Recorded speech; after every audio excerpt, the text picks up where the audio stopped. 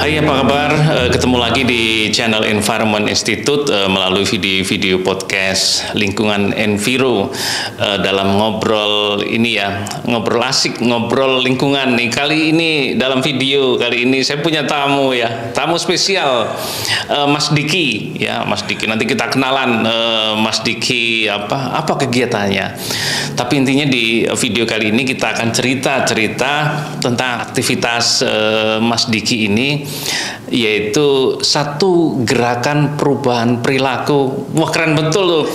Urusan lingkungan tidak hanya urusan sungai, laut, hutan, perilaku. Betul. Malah itu lebih penting gitu ya. Oke, kita kenalan dulu sama Mas Diki dan apa itu nama kegiatannya gitu ya. Oke, Mas Diki, apa kabar nih? Kabar baik, Pak. Waduh, senang terima ya. kasih sudah diundang ke sini. Oh, sama-sama. Saya biasa nonton. Oh, bisa nonton ya. Biasa nonton, Makanya akhirnya diundang. Podcast lingkungan Enviro itu dari semua untuk semua, tokoh masyarakat, pakar, teman-teman, para penggiat. Saya senang untuk bisa hadir di podcast lingkungan Enviro. Nah, ini Mas Diki yang hadir di kesempatan kali ini. Oke, Mas Diki, ya. Itu waduh, saya sering lihat tuh di konten-kontennya, saya pilih bumi. Waduh, apa itu? Mungkin netizen pengen dapat penjelasan tuh. Apa tuh saya pilih bumi? Ya, jadi saya pilih bumi itu sebenarnya satu kampanye, Pak. Kampanye sepanjang tahun. Kampanye sepanjang yang tahun. diinisiasi oleh saya karena Iya. kebetulan saya bekerja di National Geographic Indonesia. Waduh, keren. National Geographic Indonesia, nggak ada lawan itu. Jadi udah pasti hebat itu. Nah, kebetulan karena bekerja dan mungkin udah hampir sekitar 9 tahun lah ya. 9 tahun, luar biasa. Di Nat Geo. Ya. Sebenarnya kan kalau kita ngomongin soal lingkungan, itu kan Nat Geo, apalagi Nat Geo ya. Betul. Udah panjang banget deh ngomongin soal konservasi, soal lingkungan dan lain-lain. Nah, sebenarnya concern kita sama alam gitu ya, khususnya soal planet lah ya Pak. Soal planet dan isinya kan planet ini kayak rumah kita, isinya harus kita jaga nih. Nah, itu tuh dari sejak 2011 itu tuh kita udah ngomongin tuh kan, kita ngomongin soal 7 miliar manusia. Betul. Ngomongin soal sejak tahun 2017 tuh urusan 11, manusia 2011. ya. 7 miliar sudah. 7 miliar manusia. Gimana kan berarti kan sebenarnya ada keterkaitan antara manusia dan alam gitu. Manusia kan. dan alam. Dari ngomongin soal 7 miliar manusia, ngomongin Antartika yang meleleh. Bahkan kita pernah, mungkin Pak Mawan juga sempat tahu ya, yang covernya Nat Geo soal yang tidak ada gambar bagus untuk jadi perubahan. ada cover salah satu majalahnya kan ya? Iya, satu majalahnya. Salah satu majalah covernya nggak ada gambarnya. Betul. Kita sengaja di momen itu tidak menampilkan gambar-gambar indah karena emang tidak ada yang bisa ditampilkan lagi sejak adanya ya perubahan iklim dan segala macam. Betul. Nah, kebetulan di 2018 bertepatan dengan Earth Day waktu itu, keluarlah satu edisi namanya Planet or Plastic. Oke. Kalau mungkin teman-teman pernah baca, kita pernah lihat video dokumenternya di Nat Geo Channel gitu. Nah, kan gambar itu yang kayak gunung es, iceberg. Tapi kalau kita deep down itu kayak gambar plastik bawahnya. Jadi itu mengilustrasikan bahwa kondisi kita hari ini ya ada di dua kondisi alam itu. Kondisi alam, betul. Bahwa di atasnya kita merasakan pemanasan global yang begitu terasa kan hari ini Pak Mahon ya. Tapi kalau kita deep down, sisa konsumsi kita itu akan berakhir ke lautan kalau manusianya nggak aware kan. Tidak aware. Tidak merubah mindsetnya. Tidak merubah mindset pemikirannya gitu. Makanya sejak waktu kita mengeluarkan satu edisi itu, saya beranggapan ini harus ada satu gerakan yang bisa menghimpun banyak orang ataupun komunitas, memberikan satu edukasi dan awareness ke masyarakat. Harus ada satu tindakan nyata yang kita bisa turun dan mengajak orang untuk bersuara gitu. Nah, ini kerennya begitu. Jadi penelitian sudah banyak, informasi sudah banyak gitu ya, buku sudah banyak, tetapi literasi itu sangat terbatas. Oleh karena itu Mas Diki itu punya gagasan harus konkret ini langkah-langkahnya, dan di tahun 2018 ya. 2018 waktu itu Pak. Iya, langsung memahami bahwa ini adalah satu hal yang penting, dan yang lebih kerennya itu melihatnya tadi cerita tentang plastik, mikroplastik macam-macam. berujung di perilaku. Betul. Nah, itu inti dari semuanya sebenarnya. Oke, terus ceritanya gimana tuh? Dari perubahan perilaku terus jadi saya pilih bumi itu gimana? Ya, jadi ya itu karena ngelihat satu cover dengan pertanyaan planet or plastik, atau kalau waktu di Indonesianya kan bumi atau plastik. Bumi atau otomatis plastik. Kan itu sebuah pertanyaan kan, Pak. Betul. Dan dari sebuah pertanyaan itu kita membuat satu kampanye, saya pilih bumi gitu. Karena kalau begitu ditanya, lu pilih mana, bumi atau plastik? Ya pasti orang normal dengan pengetahuan yang dia dapatkan, ya pasti kita akan memilih bumi karena ini planet tempat kita tinggal. Betul. Jadi ini satu satu kata yang diwujudkan dalam satu gerakan, judul gerakan itu saya pilih bumi, punya latar belakang yang pemikiran yang mendalam, tapi berujung pada satu tindakan yang sederhana dan ini sangat berpengaruh.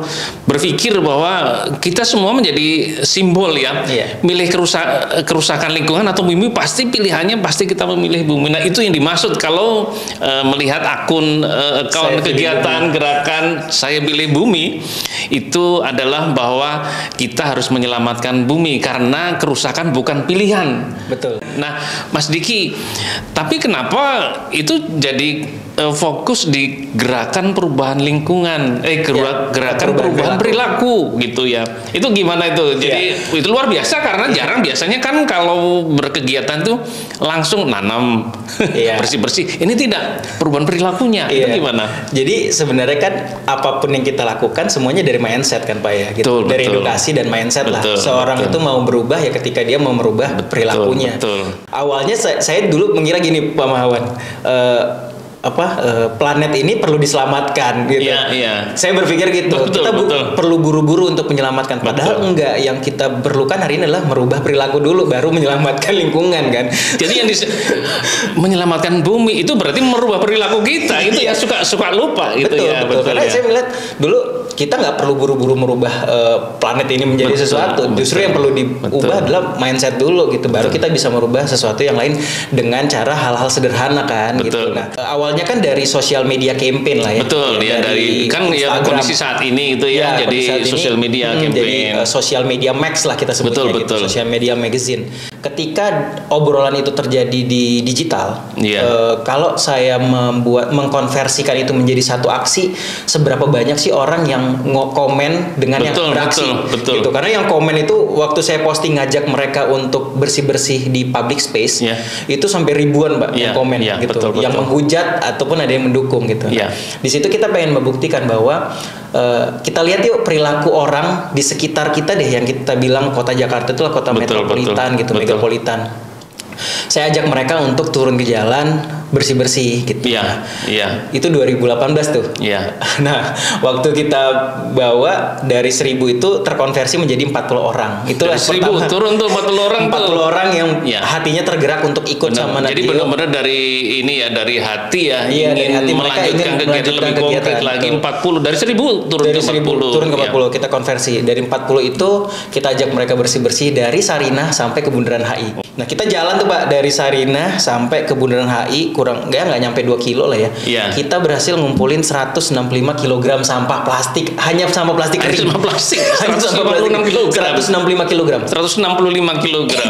Itu saya ada fotonya tuh, saya tunjukin gitu, kita timbang kan. Gitu. Nah, ini yang cerita ya.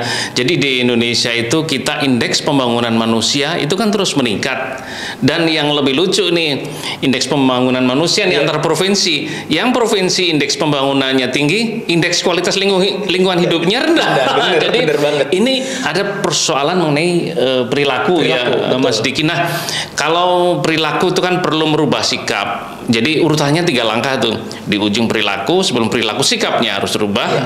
Untuk merubah sikap, pengetahuannya harus diubah. Nah, ini ada pengalaman nggak itu Mas Diki di lapangan? Bagaimana dengan urutan 3 itu? Kira-kira bagaimana mengubah perilaku? Tantangannya gimana ini? Banyak sekali Pak tantangannya. Pasti banyak tantangannya. Saya mungkin untuk gerakan udah beberapa keliling di Indonesia lah, khususnya di pesisir gitu Pak. Terus ya permasalahan kita sama gitu, soal perilaku orang membuang sampah misalnya gitu. Karena kita fokus mungkin kalau ngomongin soal limbah ya sampah rumah tangga, sampah konsumsi sehari-hari. Betul. Iya. Nah, tadi kalau ditanya Pak Mawan, tantangannya adalah pernah nih saya pas waktu di Bandung bareng sama teman-teman gerakan pungut sampah di sana, kita ngangkat tuh sampah, dan di situ ada ibu-ibu. Saya bawa ini kan, bawa trash bag gitu ya. Trash bag ya, betul. Lagi mungut, terus di bawah si ibu-ibu itu ada tempat ada sampah di kakinya. Iya. Saya bilang, "Bu, tolong dong itu dibuang ke tempat sampah." Loh, itu kan bukan sampah saya, Mas, gitu. Dan sedangkan saya juga lagi megang sampah.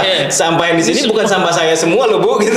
Tapi saya mau bergerak. Nah, artinya kan sebenarnya kesadaran orang, aware aja mereka sesimpel untuk menegur. Betul. Ketika ada orang buang sampah sembarangan itu masih rendah. Ya sesimpel kalau ada orang deh ngerokok di pinggir jalan, kita kan nggak ngelarang mereka untuk rokoknya, tapi ketika dia menghisap terus dia buang ke bawah, kalau kita tegur siapa yang marah pasti? Dia pasti lebih galak dulu. Lebih galak ya.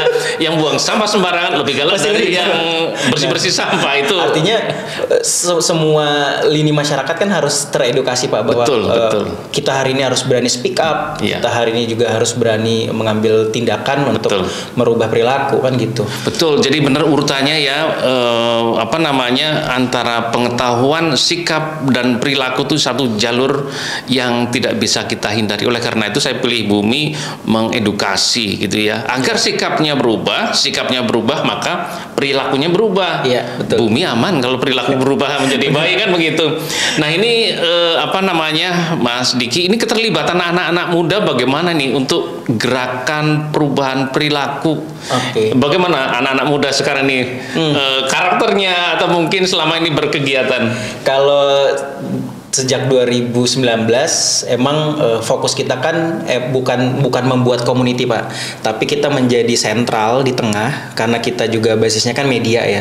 Betul. Gitu. Nah, kita kan pengen menjadi kontrol sosial. Betul. Gimana sebenarnya kita menjadi katalis buat teman-teman komunitas yang di luar sana tuh sebenarnya udah bergerak. Nah, ini ya teman-teman ya, tidak harus melakukan satu perubahan itu terus membentuk komunitas. Tidak. Betul. Ini adalah semacam ya kayak laptop gitu, tombolnya. Yang berubah kan yang di layar.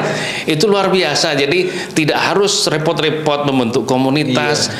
Kita bisa membuat konten tertentu, bisa merubah banyak hal gitu ya. Betul. Dan ini yang dilakukan oleh Mas Diki, tidak membentuk komunitas tapi melakukan satu kampanye, dan perilakunya itu yang disasar, kan? Betul, yang bisa ngajak orang untuk gabung sebenarnya. Untuk mengkampanyekan campaign saya sendiri gitu. Betul. Jadi the power of collaboration itu yang saya pegang dari awal membangun the power of collaboration. Karena saya bertemu sama banyak komunitas, termasuk dengan Pak Mawan kan. Iya, betul. Kita DM dari Instagram kan, ketemunya dari Instagram. Ketemunya di sosmed loh ini. Dari sosmed semua gitu. Betul. Karena kita melihat apa sih kendaraan anak muda hari ini untuk menyampaikan aspirasinya gitu. Betul. Ya di sosial media. Sehingga gerakan Saya Pilih Bumi sejak awal berdiri itu, Pak, kalau kita tarik reach-nya itu udah hampir 62 juta reach yang bisa mengcover semua orang teredukasi dengan konten Saya Pilih Bumi. Nah, jadi itu ada ukurannya.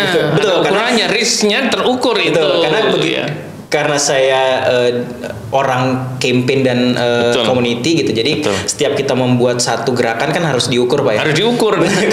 Kalau tidak diukur, ya kan nggak tahu. Percuma kita buat satu campaign. Betul sekali. Jadi campaign itu harus juga diukur. Jadi itu ya yang dilakukan Mas Diki itu luar biasa. Tidak repot-repot membuat komunitas, melakukan satu tindakan intervensi, tapi juga diukur hasilnya. Karena mengukur hasilnya itu adalah untuk introspeksi. Apa nih yang kurang, apa yang harus berhasil apa enggak sih campaign kita ini gitu. Berhasil nggak gitu, terus berapa banyak sih yang sudah berkolaborasi atau mendukung gitu. Itu kan bisa diukur dengan tools analitik di sosial media lah gitu ya.